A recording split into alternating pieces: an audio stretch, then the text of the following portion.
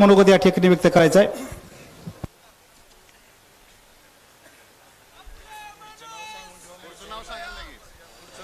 पुढचे वक्ते आहेत कवडे सर शिंगणापूर, यांनी बोलण्यासाठी पुढे येऊन थांबायचं आहे. कवडे सर यांना विनंती की आपण पुढे यायचं आहे. महाराष्ट्राच्या राजकारणाचा केंद्रबिंदू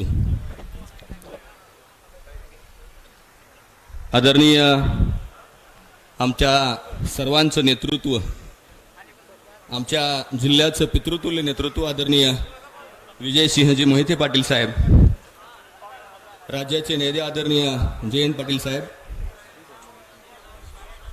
भावी नाही पण विद्यमान खासदार आदरणीय धैर्यशीलजी मोहिते पाटील साहेब, आमचे नेते आदरणीय अभिजिताबा पाटील, ज्या पद्धतीनं छत्रपती शिवाजीराजांच्या कालखंडामध्ये, मला एक 5-7 मिनिटं द्या.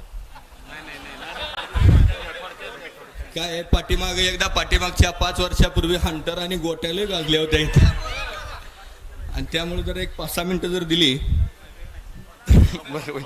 ज्या पद्धतीनं छत्रपती शिवाजीराजांनी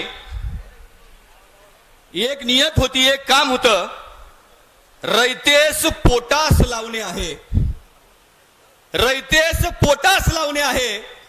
त्याच पद्धतीनं या शिवरत्नच्या 3 पिढ्या या सोलापूर जिल्ह्याच्या रयतेला पोटास लावण्याचं काम करतायत. याचा अभिमान आम्हाला सोलापूर जिल्ह्यातल्या सर्वांना आहे. मित्रांनो, आम्ही दादांच्या प्रचंड प्रेमात आहे. पक्ष काही असू द्यात, मी छत्रपती संभाजीराजांच्या स्वराज्य पक्षाचा जिल्हाध्यक्ष आहे, पण संभाजीराजांचं, विजयदादांचं, कारण आम्हाला हे दैवत असते बघा, प्रत्येकाला एक ग्रामदैवत असते, एक कुलदैवत असते आणि एक आराध्य दैवत असते. तसं आमचं ग्रामदैवत आहेत अभिजिताबा, आमचं कुलदैवत आहेत आमचे विजयसिंह मोहिते पाटील दादा, आणि आमचं आराध्य दैवत आहे छत्रपती संभाजीराजे. मित्रांनो, एक खूप मोठा पैलवान असतो, एवढ्या मोठ्या बिळकोंड्या दंडाला वगैरे असतात, 5-50 कुस्त्या त्याने जिंकलेले असतात, अनेक वेगवेगळ्या प्रकारच्या गदा त्याने घरामध्ये आणून ठेवलेल्या असतात. त्याला वाटतं या महाराष्ट्रातल्या, देशातल्या कोणाला पण मी आता पाडू शकतो. दिसला पैलवान की पाड, दिसला पैलवान की पाड. जरी अंग आपटे कुस्ती खेळायच्या तयारी जरी नसलं तरी म्हणायचं काढ कापड, मला खेळायच्या कुस्ती. आणि मग त्याला खुमखुमी आली. ते म्हणलं मला आता माझ्या वस्तादाबरोबर कुस्ती खेळायची आहे. खुमखुमी आली, त्याला म्हणलं आता मला माझ्या वस्तादाबरोबर कुस्ती खेळायची आहे. एकदा वस्तादाकडे गेलो, पाया पिया पडलं नाही. लहान मोठ्यांपासून सर्वांपर्यंत वस्ताद आपल्या काळजात असतो. जिथं वस्ताद येतो तिथं माणूस नम्र होतो, पायाला हात लावतो, पण वस्तादाबरोबर कधी कुस्ती खेळत नाही.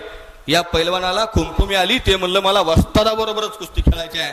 एकदा निरोप पाठवला, वस्ताद मला तुमच्याबरोबर कुस्ती खेळायची आहे. वस्ताद म्हणला मी आता म्हातारा झालोय, अरे माझा आता वय नाही, मला आता व्यवस्थित कुस्ती करता येणार नाही. तू हे दंड ठोकायचं, मांड्या ठोकायचं, दंड ठोकायचं, मांड्या ठोकायचं, आणि म्हणायचं नाही मला तुमच्या बरोबरच कुस्ती खेळायची आहे. मग आता वस्ताद असतो, म्हणला बाबा ये उद्या खेळू कुस्ती. मग हे अशी सगळी माणसं आता वस्तादांची, पैलवानाची कुस्ती, गुरुची शिष्याची कुस्ती म्हणल्यानंतर सगळं अख्खं गाव गोळा झालं. हा दंड ठोकत आला. आता म्हणला वस्ताद तेवढा पाडला की माझं देशात सगळीकडे नाव होत आहे. वस्ताद जाम खमक्या होता.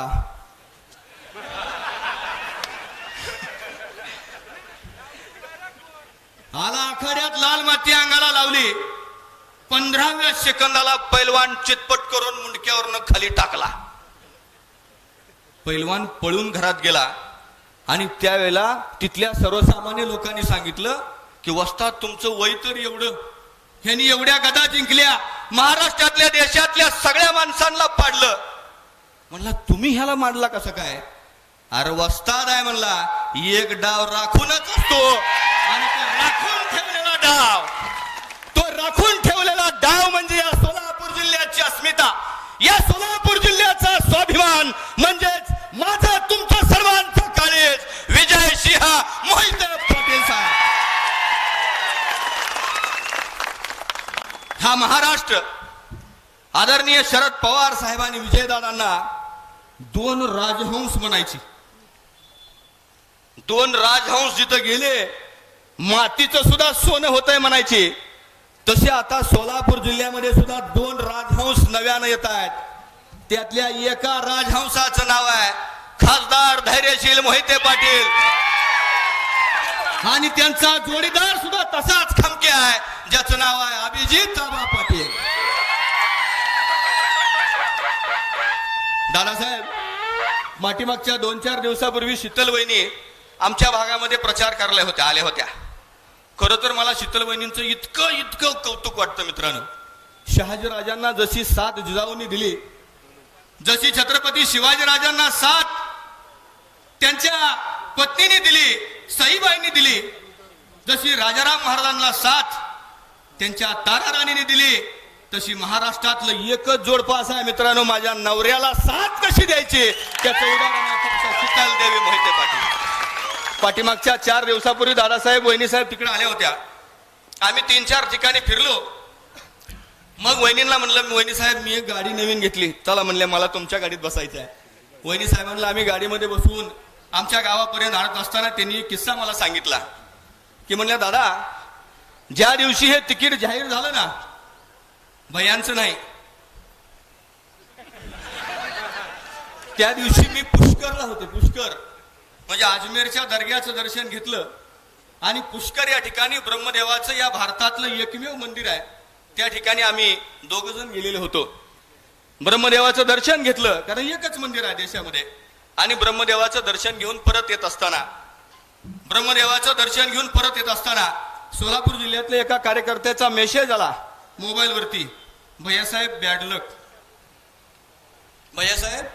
बॅड लक, नेटवर्क येत नव्हता, घाटातून गाडी चालवत होती. ज्यावेळेला नेटवर्क आलं त्यावेळेला भैयासाहेबांनी त्यांना प्रश्नचिन्ह करून पाठवलं, काय भानगड, काय बॅडलक म्हणजे काय, आता तर देवावर नागून बॅडलक काय भानगड झाली अजून. त्यावेळेला त्यांनी सांगितलं की माढा लोकसभा. पुन्हा सांगितलं मग काय, मग तिथं सांगितलं की निंबाळकर फायनल.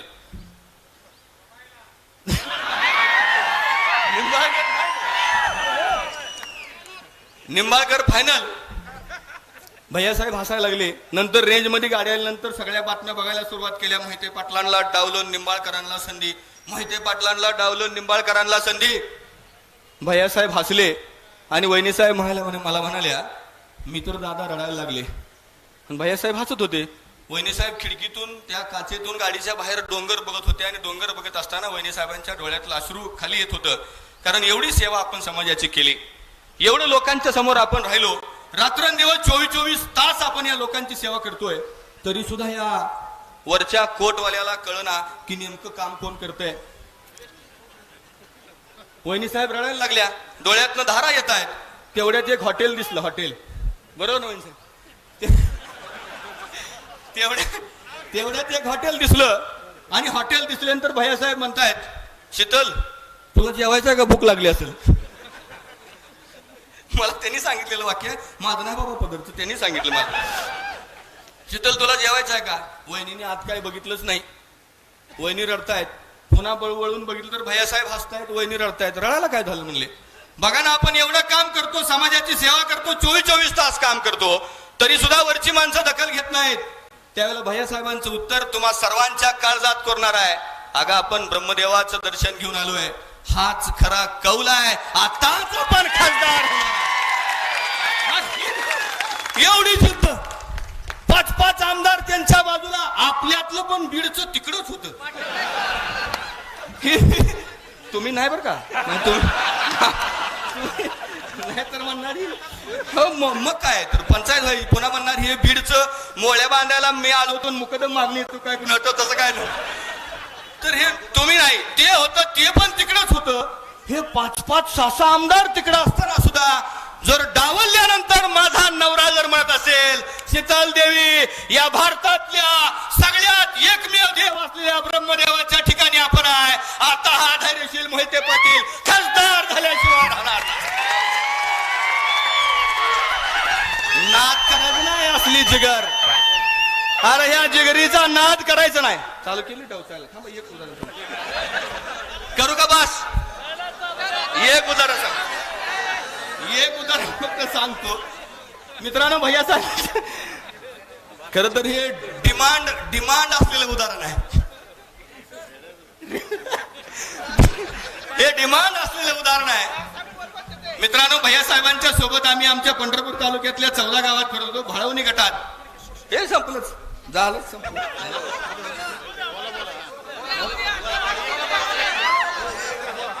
भैया साहेबांनी आम्ही फिरत होतो.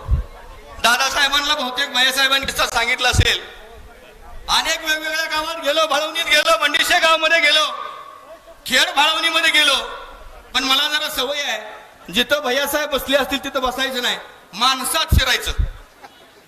जरा थोडा आवाज 1 मिनिटाचा कमी करा. माणसात शिरायचं आणि माणसात शिरून तिथल्या त्या गावातल्या लोकांना विचारलं, बाबा रे, खेड भाळवणीनं सगळ्यात जास्त लीड पाठीमागच्या वर्षी दिलं होतं, मोठ्या दादांचं ऐकून तुमच्या गावात काय निधी फिधी दिलाय का? ते म्हणली रुपया दिला नाही.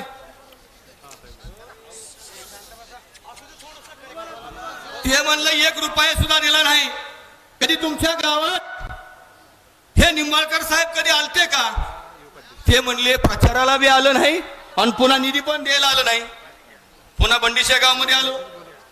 बंडीशे गावामध्ये आल्यानंतर तिथल्या गावातल्या सगळ्या माझ्या सहकार्यांना, सुरवचनला, मानेनला, यलमानांना विचारलं, म्हणलं तुमच्या गावात काय निधी दिलाय का बा दादा? त्यावेळेला ती म्हणली आमच्या गावात 1 रुपया दिला नाही.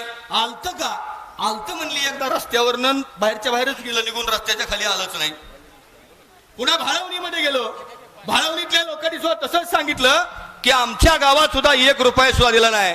ज्या भाळवणी गावामध्ये कोट्यावधी रुपयांचा निधी माझ्या विजयदादांनी दिला होता, तुम्ही 1 रुपया सुद्धा दिला नाही. संपलंच. 1 रुपया सुद्धा तुम्ही दिला नाही. आणि या भाळवणीमध्ये गेल्यानंतर मग माझ्या लक्षात आलं की गडीलय रुबाबदार आहे, जाम आहे. त्यांच्या पुढे पोलीस गाडी लागत्या, मध्ये मर्सिडीजची गाडी लागत्या मोठी 1.5-2 कोटीची. त्याच्या पाठीमाग SPU ची गाडी लागत्या. त्याच्या माग 2 गाड्या आणखी वेगवेगळ्या लोकांच्या लागतात महबूबाई. आणि ह्या 2-3 गाड्या असताना त्यातनं जाम गोरापान चिकना गडी असा मिशा कोटपीट घालून खाली उतरतोय. म्हणलं हे गाड्या आहेत, SPU आहेत, माणसं आहेत, गडीलाही देखना निवडला म्हणलं मोठ्या दादानी पाठीमागच्या वेळेला. पण हे काम काय करत नाही, कधी गावात येत नाही, कधी रुपयाचा निधी देत नाही, कधी मोबाईल कुणाचा उचलत नाही. जयंत पाटील साहेब, आमच्याकडे एक म्हण आहे की मसराच्या घोळक्यात एक रेडा असतो. मसराच्या घोळक्यात एक रेडा असतो. रेडा लय रुबाबदार असतो, मोठा लाट असतो, नुळनुळीत असतो. मिशा पण त्याला जाम असतात, शिंग चांगली असतात, झूल पण टाकलेली असती जॅकेट सारखी. पण ते रेडा रुबाबदार, मसराचा 5-50 जणांचा घोळका, पण हा रेडा काही करतच नाही. रेडा जाम पण रेडा काही करत नाही. खेडेगावात म्हण आहे, कदाचित जयंत पाटील साहेबाला म्हटलं असेल, काय मसरातला रेडा ना दुसऱ्याला पण.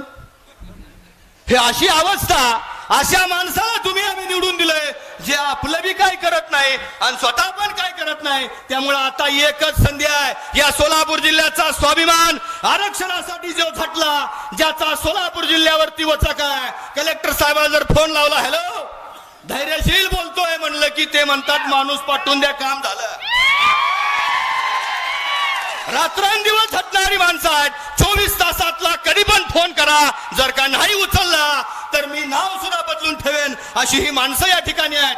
मित्रांनो, ज्या पद्धतीने छत्रपती शिवाजीराजांची राजधानी रायगड आहे, या रायगडवरती गेलेला माणूस कधीही परत मोकळ्या हाताने येत नाही, तशी पाटील साहेब या सोलापूर जिल्ह्याची राजधानी शिवरत्न आहे, या ठिकाणी आलेला परत माणूस कधीही मोकळ्या हाताने जात नाही. त्यामुळे एकच पक्ष, फक्त आणि फक्त विजयदादा, फक्त आणि फक्त विजयदादा, आणि आता पवार साहेबांची तुतारी. धन्यवाद. यानंतरची विनंती पश्चिम महाराष्ट्र महिला आघाडीच्या अध्यक्षा मसवड